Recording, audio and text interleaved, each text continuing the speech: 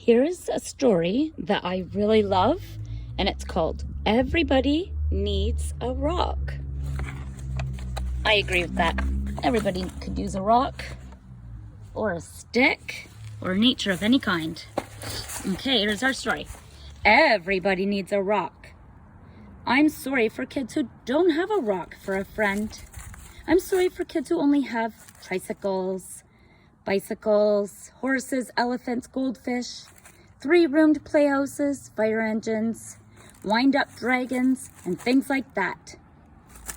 If they don't have a rock for a friend, this guy just has a big elephant for a friend. I like elephants, but I really, really like rocks. That's why I'm giving my own 10 rules for finding a rock. Not just any rock, I mean a special rock that you find yourself and you keep as long as you can. Maybe forever. If anybody says, "What's so special about that rock?" don't even tell them. I don't. Nobody is supposed to know what's special about another person's rock. All right?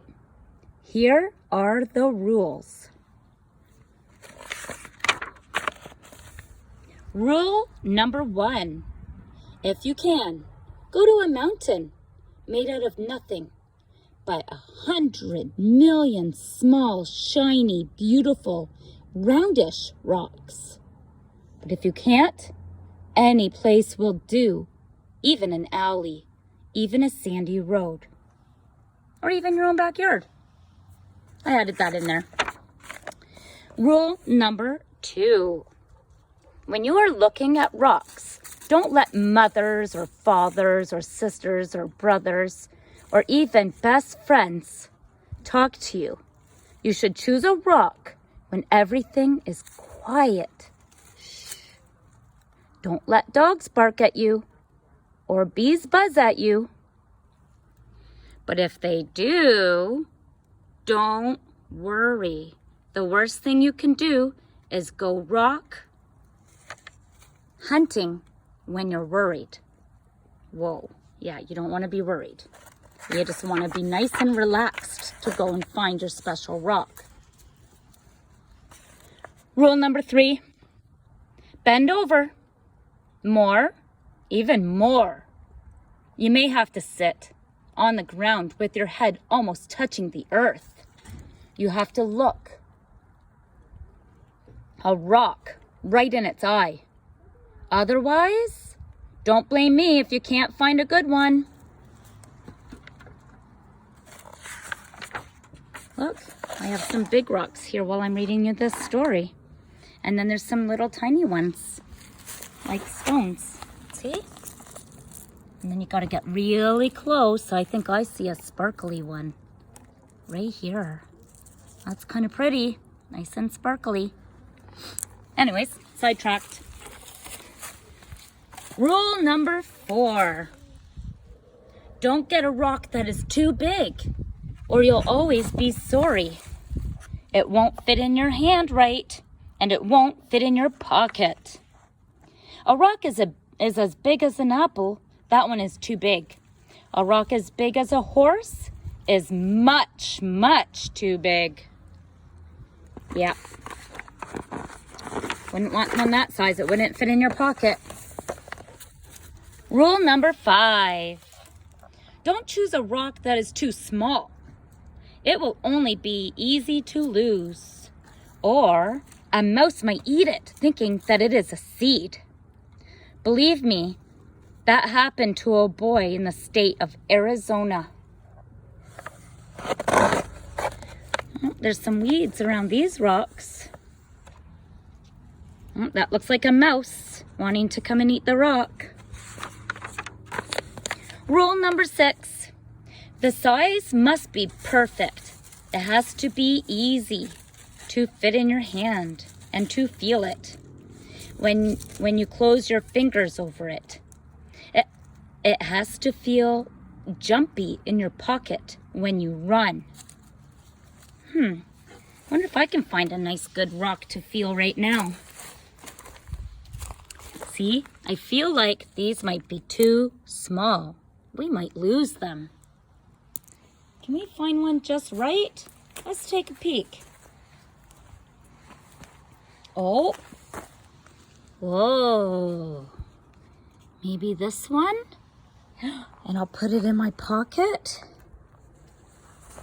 Okay, and can I feel it jumping around? Yep, it's jumping around in my pocket. Can I feel it in my fingers? Oh yes, I can feel it in my fingers. You can hold it in your hand nice and tight, and you can keep that special rock and put it somewhere special. I shall put mine right here with our story. There we go. Some people touch a rock 1,000 times a day. There aren't many things that feel as good as a rock if a rock is just perfect.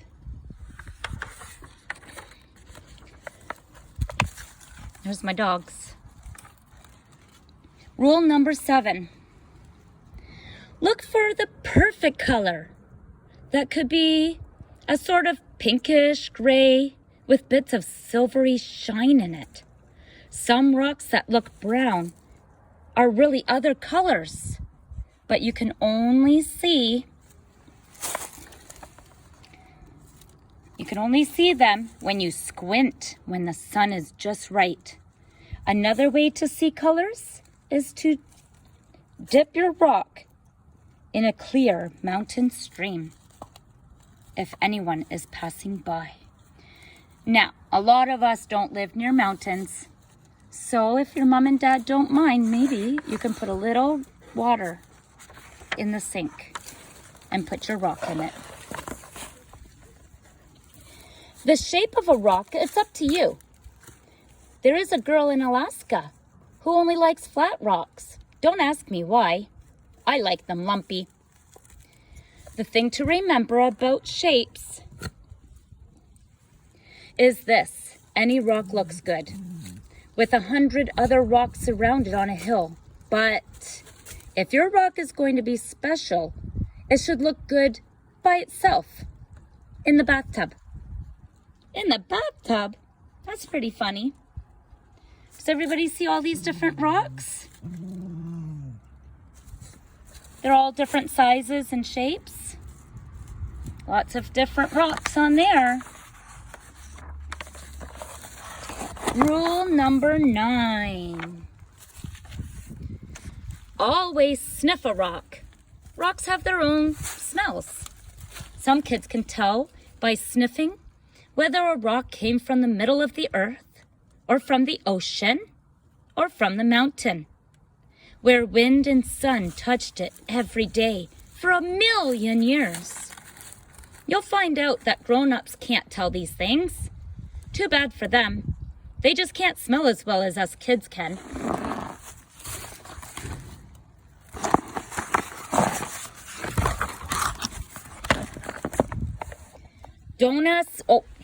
Rule number 10. Don't ask anybody to help you choose. I've seen a lizard pick one rock out of a desert full of rocks and go sit there alone. I've seen a snail pass up 20 rocks and spend all day getting to the one it wanted. You have to make up your own mind. You'll know your special rock when you see it. All right, that's 10 rules. If you think of any more, please write them down yourself. I'm going out to play a game that takes just me and one rock to play. I happen to have a rock right here in my hand. Wow, that was a great story. You can do so many things with rocks. Thank you for listening. Bye.